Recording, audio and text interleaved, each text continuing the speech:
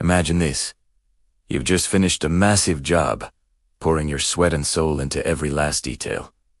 The client's a towering figure in the Texas oil scene, a man whose wealth is as vast as the Lone Star State itself. You present the final invoice, expecting a handshake and a well-earned paycheck. But instead of payment, you get a smug grin and a flat-out refusal. "Sue me," he says, knowing full well you can't afford a legal battle against his army of high-priced lawyers. This isn't just a business dispute. It's a slap in the face, a power play designed to crush you. This is the nightmare that a hard-working black contractor, a man named John, found himself in. He was at his breaking point, his family's future hanging by a thread, all because a rich and powerful man decided the rules didn't apply to him. Little did anyone know, this wasn't just a story about an unpaid bill. It was a story about history, justice, and a secret buried for over a century. A secret that was about to change everything.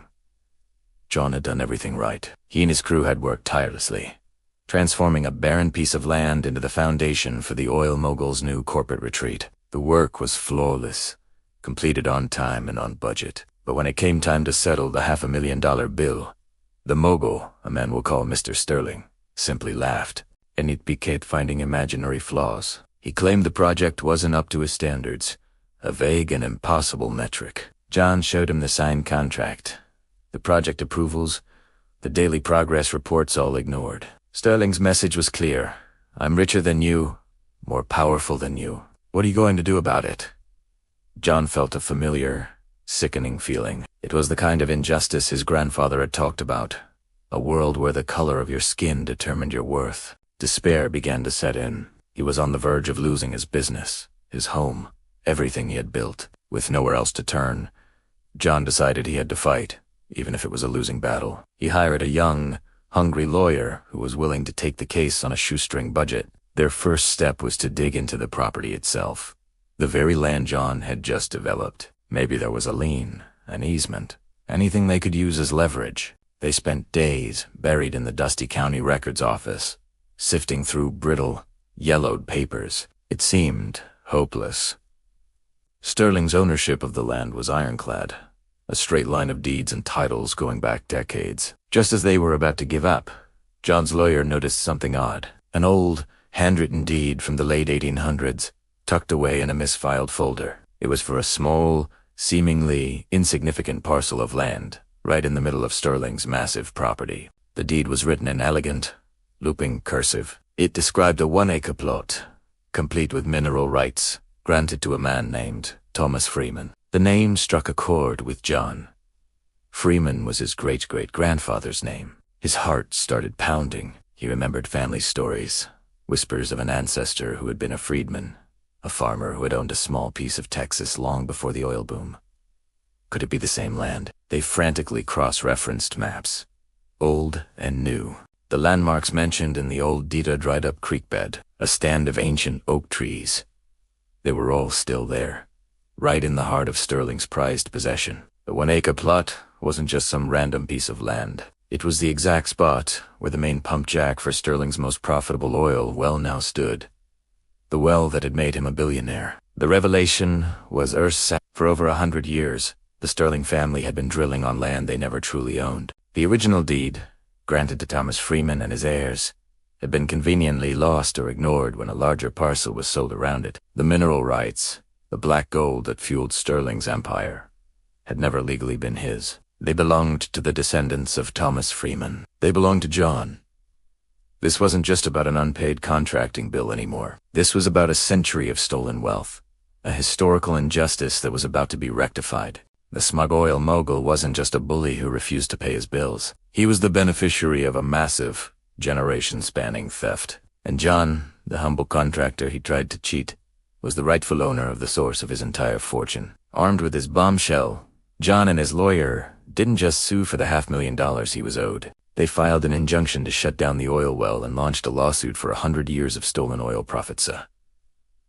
Some so astronomical it would make Sterling's head spin. When Sterling was served with the papers, his legendary arrogance evaporated. The color drained from his face as he looked at the undeniable proof. The original deed, the clear lineage to John, the irrefutable fact that his flagship well was on land he didn't own. The man who thought he was untouchable was suddenly facing complete and utter ruin. The legal battle that followed was intense. Sterling's lawyers tried every trick in the book. They claimed the old deed was a forgery, that John's ancestry was fake. But the evidence was too strong. DNA tests confirmed John's lineage. Handwriting experts verified the deed's authenticity. The old creek bed and the ancient oaks told a story that no lawyer could twist. The courtroom drama was like something out of a movie. On one side, the slick, expensive legal team of a Texas billionaire. On the other, a young, determined lawyer and a contractor who refused to be broken. John sat in court, not just as a plaintiff fighting for a paycheck, but as the living embodiment of his ancestors. He felt the weight of his great-great-grandfather, Thomas Freeman, a man who had staked his claim in a hostile world, only to have it stolen away. News of the case spread like wildfire. It became a symbol of hope, a David versus Goliath story for the modern age. People from all over rooted for John, seeing his fight as their own. In the end, the judge's ruling was swift and decisive. The court not only ordered Sterling to pay John's original $500,000 invoice with interest and penalties, but it also affirmed John's ownership of the 1-acre plot